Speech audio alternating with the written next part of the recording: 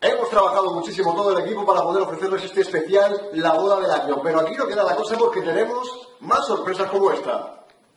Porque vamos a intentar disfrutar al máximo, vamos a intentar refrescar la jornada y lo vamos a hacer con mucha música y con mucho ritmo, gracias a la gente de Amalia Abenza. Vamos a dar un repaso, si les parece, acabamos de estrenar el mes de septiembre, pero vamos a dar un repaso, si les parece, a todas las canciones del verano. Y yo que veo que tenemos aquí a las reinas y sus damas guapísimas ahí disfrutando, junto con todos ustedes, evidentemente, de esta velada musical y cargada de ritmo. Voy a pedirles a las tres reinas... Don Juan Felipe, bienvenido también, por supuesto. Esta noche empezamos oficialmente las fiestas patronales y evidentemente no queremos desaprovechar esta ocasión en la que nos acompaña sobre el escenario para que te dirijas hacia usted. Unas palabras breves. Mari Carmen González García, ¿qué tal? Muy bien. Pregunta del millón, ¿hay nervios o no hay nervios llegados a este punto? Muchísimo. Sí, bueno, estamos guapísimas, las 5 o no.